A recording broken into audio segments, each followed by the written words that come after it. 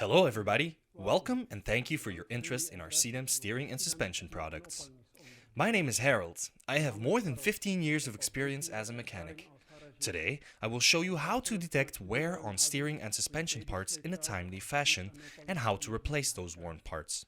This avoids the car being rejected at the car inspection and the accompanying customer dissatisfaction. A car's steering and suspension parts should be checked at least once a year.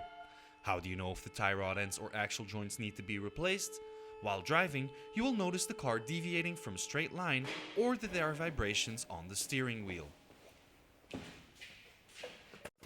At the start of the check, lift the car until the wheels come fully off the ground. Grasp the wheel on the right and left side while executing a tilting movement. This movement is to check whether or not there is play on the tie rod ends.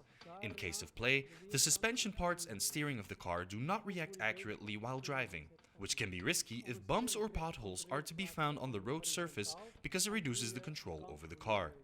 If you feel little resistance from the steering box when performing the tilting movement, this indicates play. Next, proceed with the visual check and lift the car higher.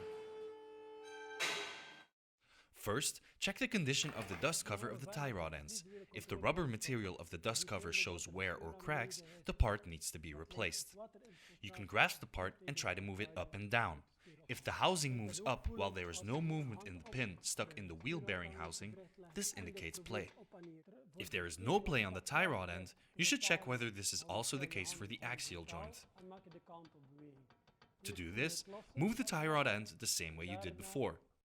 If there is no play on the tie rod end, there will be play on the axial joint.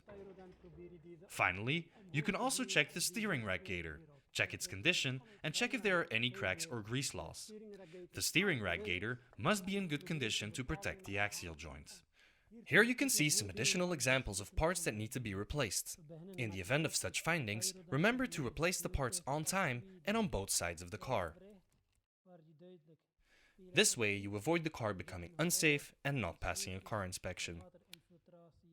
For more information, please visit the Sidem website www.sidem.eu.